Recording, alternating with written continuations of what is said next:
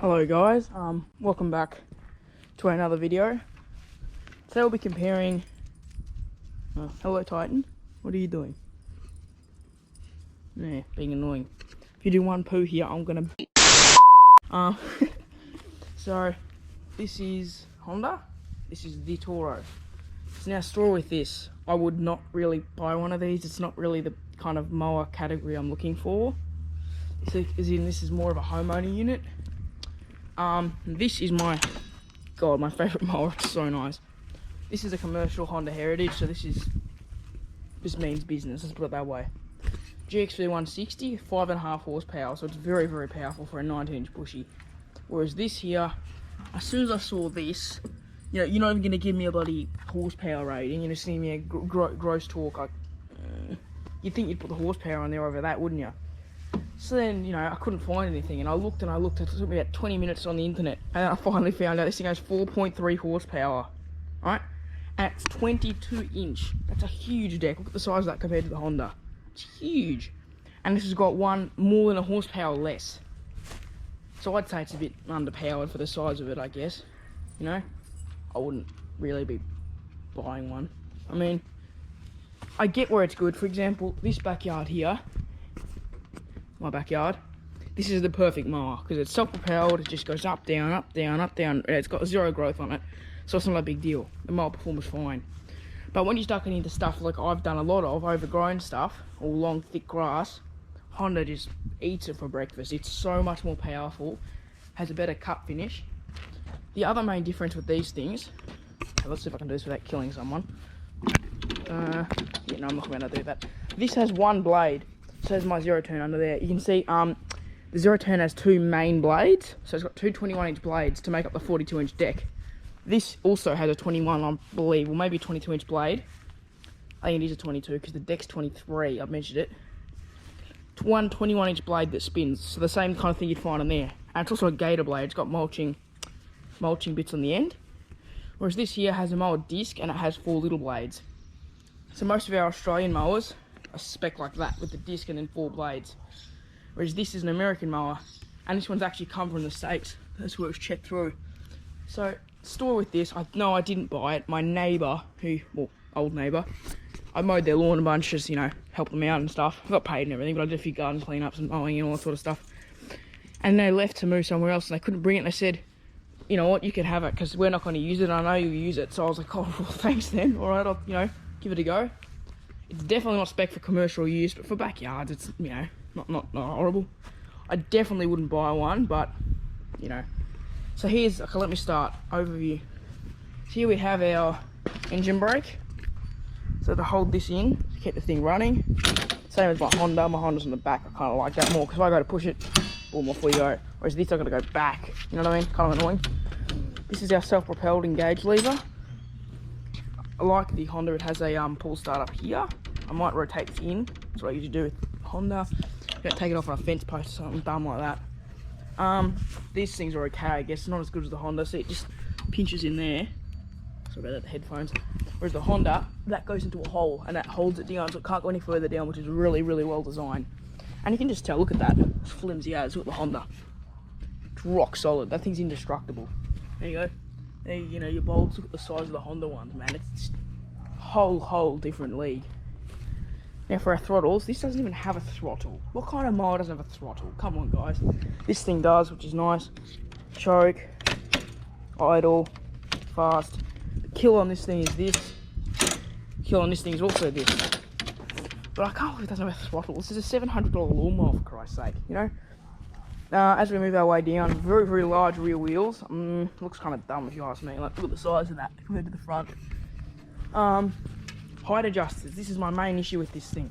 Look at these height adjusters. Like, look at them. Cumbersome as. Move it down. Oh, look at this. It's just terrible. This is not good design, guys. Definitely would say it's not. There we go. Once again, the front, they're all individual. For me to adjust the height, just take me about a minute minimum. Because I gotta muck around with this. It's like, come on. Side discharge chute. I mean, I've never used it. It's got a very strong spring. A very, very strong spring, which is not nice because I can't really hold it open. oil. It's a Kohler motor. I'm sure there's nothing wrong with the engine quality wise, but it does seem a bit small for the unit. Like, this would be better with the 5.5 horse on it, to be honest. Front wheel drive, belt driven. Not a huge fan of front wheel drive, because as you guys know, well, this is what I do. If I go to turn, I'm going to push down and rotate. Then when it comes back down, the front wheel drive struggles to get grip. Cut quality is decent, I guess. I'll show you this compared to the Honda. The finish is pretty nice. It stripes alright because it's got a flap. See, the Honda has the rubber flap. This also has a flap. Yeah. It also has no snorkel, which means you can get dust in there really easy. Honda has a snorkel. As you can see, just look how flimsy this is. Whereas, it's designed for war. Look at it. Look at the way that's designed. Look at the effort's been put into that. Whereas this is just a few cables. It's not, you know, that could easily snap. All the Honda stuff's underneath. Way smarter. Yeah. Back chute, another thing I don't like. Freaking look at the size of that. That's a tiny chute opening. You see what I mean about the gator blades? Yeah. The mulch plate, or plug, whatever you want to call the bastard, is made into the chute. So when I put this down, it blocks the chute. Cool design, I guess, you know, forget it, but I'd still rather have one you can put in and out. Striping flap, chute's way too small, I still thinking, but that's just me. Bagging, it's decent. It doesn't fill the catch up as well as the Honda. It doesn't have much airflow, but yeah.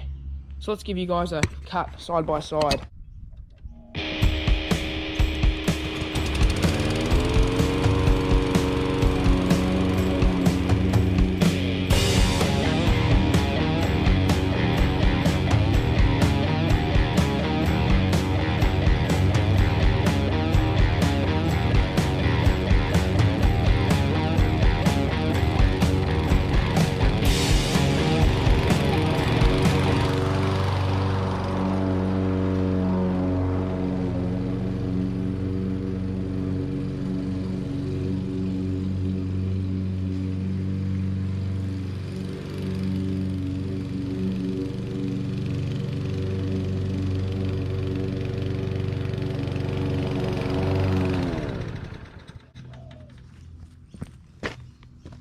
So, it does look alright though, I'll say that.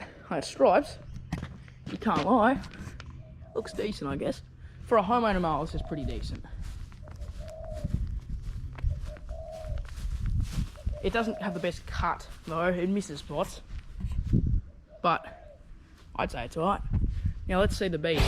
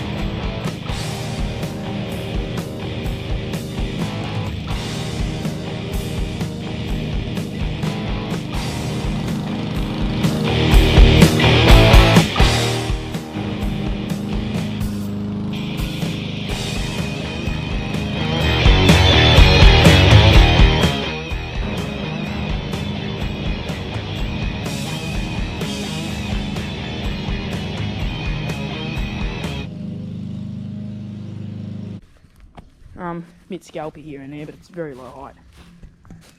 I'd say the Honda cut quality is better than the Toro, but it's a good workout this too, because it's fucking yeah. I'll show you a bit more. What's this stuff? Is that stain? What is that? I have no idea. My OCD with cleaning is not good, eh?